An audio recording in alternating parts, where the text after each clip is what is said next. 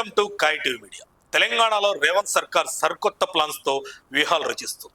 రేవంత్ వ్యూహానికి బీఆర్ఎస్ నేతలు ఉక్కిరిబిక్కిరవుతున్నారనే జోరుగా ప్రచారం జరుగుతుంది. రాష్ట్రంలో ఎన్నిక ఏదైనా కారుకు ఓటమి తప్పటం లేదు.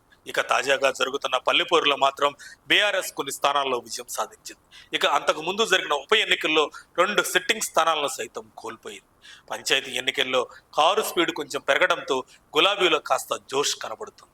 ఇక యువతకు ఉపాధి కల్పన, ముఖ్యంగా యంగ్ ఇండియాకు రేవంత్ రెడ్డి ఇస్తున్న ప్రాధాన్యం, హైదరాబాద్ నగరాభివృద్ధి విస్తరణకు చేస్తున్న కృషి, జీహెచ్ఎంసీ పరిధి పెంపు వంటి చర్యలు నగరాభివృద్ధిలో సీఎం చిత్తశుద్ధికి నిదర్శనమనే అభిప్రాయాలు వ్యక్తమవుతుండగా కారు నేతలకు కంటి మీద కునుకు లేకుండా పోతుంది.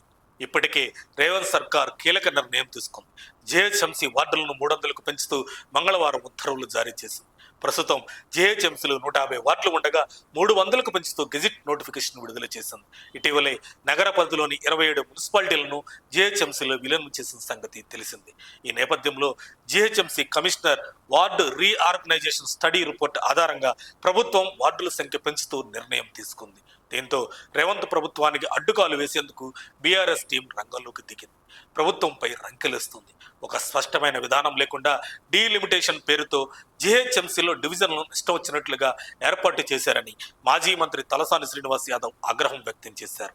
డివిజన్ల ఏర్పాటులో జరిగిన తప్పిదాలపై సోమవారం నాడు తలసాని శ్రీనివాస్ యాదవ్ ఆధ్వర్యంలో ఎమ్మెల్సీ దాసోజు శ్రవణ్, ఎమ్మెల్యే మల్లారెడ్డి సహా కార్పొరేటర్లతో కలిసి జీహెచ్ఎంసీ కార్యాలయంలో కమిషనర్ కర్ణన్ను కలిసి వినతి పత్రం అందజేశారు. డివిజన్ ఏర్పాటు మొత్తం గందరగోళంగా ఉందని తలసాని కమిషనర్కు వివరించారు.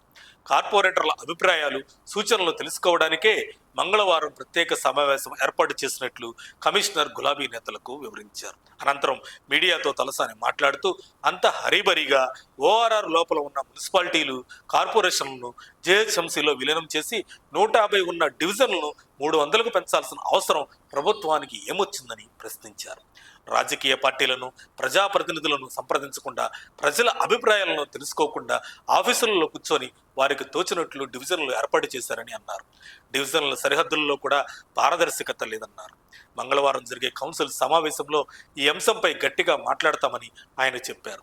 ఇప్పుడున్న 150 డివిజన్లకు సరైన అధికారులు, మ్యాన్ పవర్ లేని పరిస్థితుల్లో నూతనంగా మరో 150 డివిజన్లను ఏ విధంగా పెంచారని ప్రశ్నించారు తలసాని శ్రీనివాస్ యాదవ్. కార్పొరేటర్లకు గుడ్ న్యూస్. డివిజన్కు 25 కోట్ల రూపాయల చొప్పున నిధులు ఇస్తామని చెప్పి హడావిడి చేసి ఇన్ఛార్జి మంత్రులకు అప్పగించడం ఎంతవరకు సబబు అన్నారు. ఇలా రేవంత్ మాస్టర్ ప్లాన్కి గులాబీ నేతలు ఉక్కిరిబిక్కిరి అవుతున్నారన్న విశ్లేషణలు వినిపిస్తున్నాయి. ఏదేమైనా బీఆర్ఎస్ నేతలకు రేవంత్ వ్యూహాలు అంత చిక్కక అడ్డుకాలు వేసే ప్రయత్నం చేస్తున్నట్లు వారి తీరుందని పొలిటికల్ వర్గాల్లో ప్రచారం జరుగుతుంది. మరిన్ని అప్డేట్స్ కోసం మా కాయ్ టీవీని సబ్స్క్రైబ్ చేసుకోండి. మా వీడియో కనుక మీకు నచ్చినట్లయితే లైక్ చేయండి, షేర్ చేయండి. మీ విలువైన అభిప్రాయాలను కామెంట్ బాక్స్లో తెలియజేయండి.